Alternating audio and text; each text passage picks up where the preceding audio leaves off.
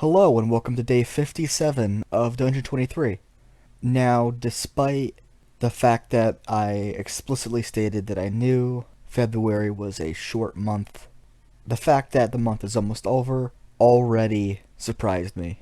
So, what we're going to be doing today is we're going to actually be making the Hook Horror's Nest, and then the next 2 days are going to be making any kind of connecting hallways, connecting things up, and then maybe like another room to just flesh out the rest of the level. That said, I am kind of running low on ideas for this floor, so next floor will hopefully have a lot more going on with it. And I actually do have either a gimmick for the next floor or like 2 floors going down. I haven't decided yet. I do want to have like gimmick levels where there's a thing going on. Like I want to have one floor where it's all underwater, but I don't want to put as the next one or even the one after that. But that's not the one I'm referring to. So I'm just gonna see how it goes, see what ideas I come up with, kind of find out what the difficulty will be, and then go from there. So with all that explained, let's just draw out the Hook Horrors layer.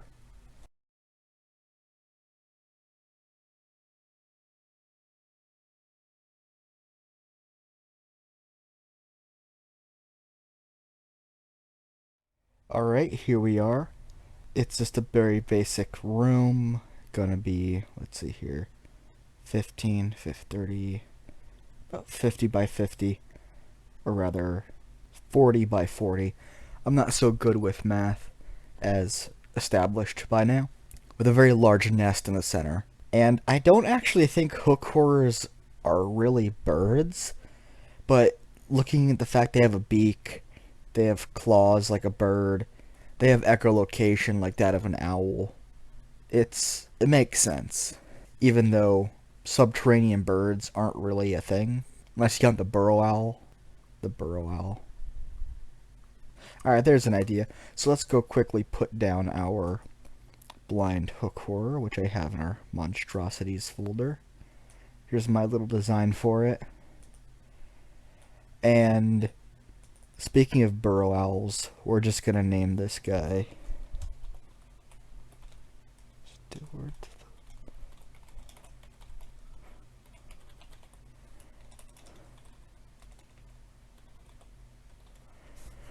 In favor of my probably second favorite Dead Milkman song. It's just that I like Punk Rock Girl a lot more. Anyway, Stewart, great song. And that's going to be the name of our blind hook horror. Now, I do have my little side notes here. He has an HP of 75, and an AC of 14.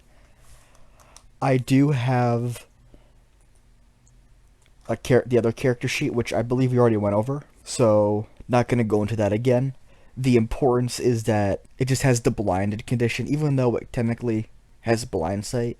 It's still going to be with disadvantage to hit, advantage to be hit, that kind of thing. And always, if you manage to deafen a hook horror, it loses its echolocation, so now it's completely screwed.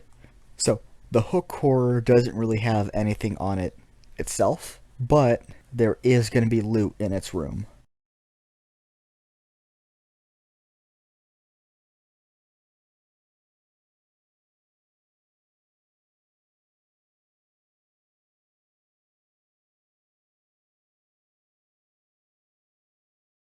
Alright, so here are going to be a few things that are inside its little layer. The first thing it's going to have is the key to the next level. Obviously, we established that earlier.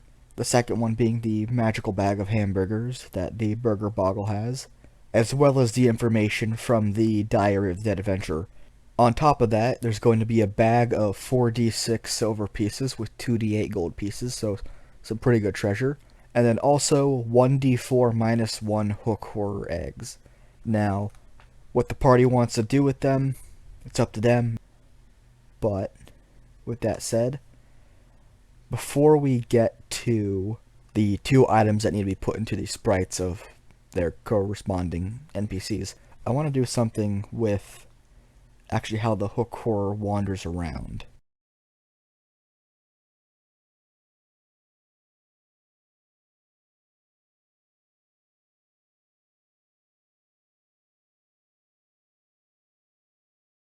Alright, so here we have some wandering mechanics for the blind hook horror. Now, a lot of OSR books have rules for wandering monsters, and from what I've seen, I mean, this could be just taking from one of them, and I just don't realize it, but I don't remember specifically any one that I've read. So this is just something I came up with. If it came up in another one, then, you know, that's probably where it came from. But this dungeon and this series is in like the feel of old school Renaissance, but it's not necessarily using old school Renaissance like thought processes. It's not OSR. It's not true OSR.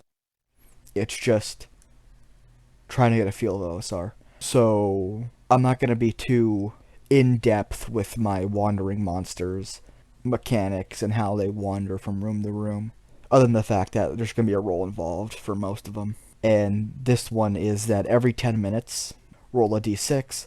On a 1 through 4, the blind hook horror, or steward as I've just called him, moves further away from the party. But on a 5 to 6, it moves closer. So that way, it's always going to be kind of like moving away from the party most of the time. However, if the party makes a loud noise, it steals from its nest, or specifically the eggs from its nest, or if it unlocks the exit door, then it's going to switch. So a good, what is that, 2/3 at a time, it's going to be moving towards the party as opposed to moving further away from it.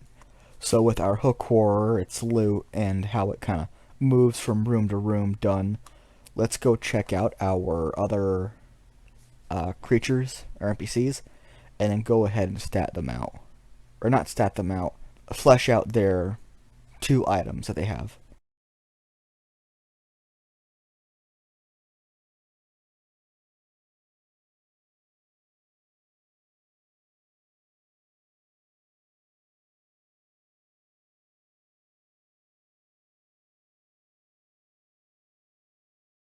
Alright, so here is our solution to the unnamed adventurer. Gave him the name Franklin because I feel like I used that for a recent NPC in my other game, and it's just at the top of my head, and it doesn't matter too much what his actual name is because, one, he doesn't really do much other than just give the party a mission and give him a reward. He doesn't really have his own personality, and also he's technically not even a real person because he's an illusion created by the wizard to just make the party do stuff because it's entertaining for him because he's an evil, crazy wizard. On top of that, he was also the party rogue, and his story is that he, well, was the rogue who split off from the party, found an imp, being not very bright, thought that the imp could grant him a wish, tried to unlock him, and then got killed by the hook horror. In return for, giving him the diary, telling him his name, helping him pass on, he will give the party one of 2 things. The first being a hammer or dagger returning. Why a hammer or a dagger? Well, because really just any thrown weapon of returning. That's a d4, and those are basically it. One's bludgeoning, one's piercing.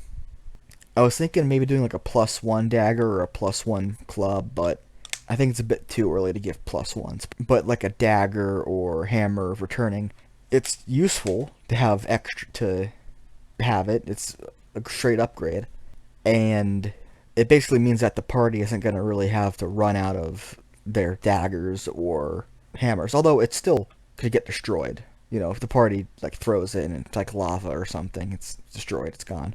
But unless something crazy happens, the whoever has doesn't have to worry about it getting lost, unless you have a monk enemy that catches it, and then in which case you're screwed. That being said, very basic thing.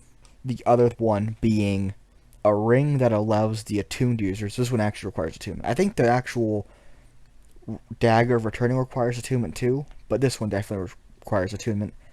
That being a ring that allows the user to cast Sacred Flame 3 times per day, recharging at dawn. Now, Sacred Flame is a pretty good cantrip. Clerics get it, and I think paladins can take it if they take I forget the name of it, but it's the fighting style that just gives them cantrips, which they could take from the cleric spell list, which I can see why people find that useful. I can see why people like it. I think just giving paladins cantrips is kind of lame. I think it kind of misses the point of paladins, but to each your own.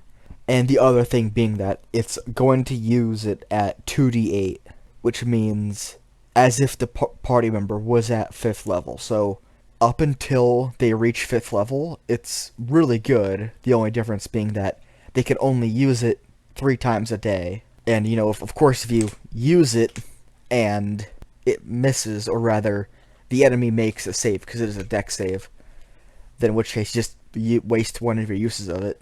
So if you already have the spell, then it's an upgrade for a bit. But if you don't have the spell, then it's just an extra thing to have in your back pocket. The only caveat being that it could be useful to give to like the barbarian or like the rogue or a creature, not creature, but party member that has low wisdom, or not low wisdom, just is not a magic user.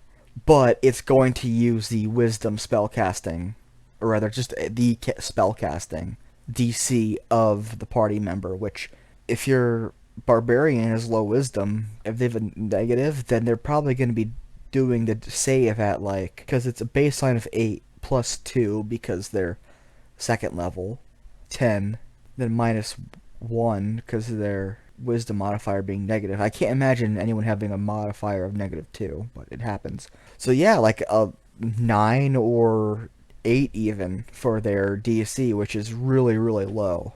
But, ideally it won't be given to them. Or maybe it will be. It's just a fun magic item that's not super overpowered, but it is something that's really good for a little bit. And yeah, it's going to lose its value eventually, but then you just trade it to some random goblin, and he becomes the new Goblin King or some stuff like that. I don't know. Up next is the Burger Boggles Bag of Magical Hamburgers, or rather, the Magical Bag of Hamburgers. So let's go over to him now.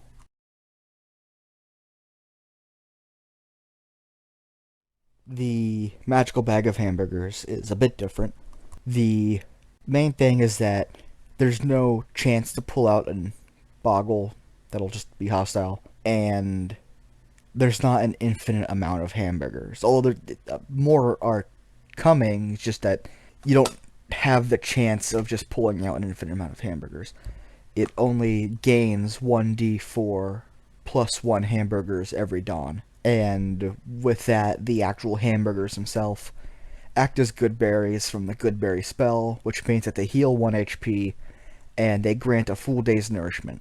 Now that's really good, the difference being that, one, you have to actually steal them, or rather steal it from the Burger Boggle, in which case, maybe he comes back later to haunt you or something, I don't know.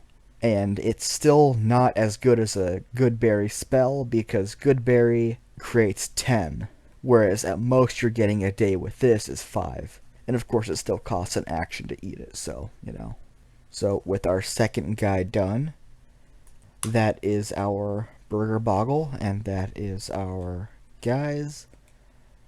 That should be basically all of them. I don't know if I gave this guy loot. I believe so. Yeah, poison darts. Very similar to what this guy gives you. So there's going to be a lot of poisoning going on. It just seems like a very appropriate thing to have, because poisoned weapons often get neglected by players. Anyway, that's a whole different tangent. So, we have our hook horror done. We have our NPCs finished. And tomorrow and the next day is primarily just going to be finishing up, connecting up the rooms together. And then from there, we go on to the next level. And maybe I'll have a gimmick, maybe it won't. I do have some gimmicks planned, but maybe not so closely to the surface, I suppose. I don't know. Anyway, more other projects that are not D23 are coming up. I just need to get motivated to actually do them. And sorry for the poor quality. It's not going to improve.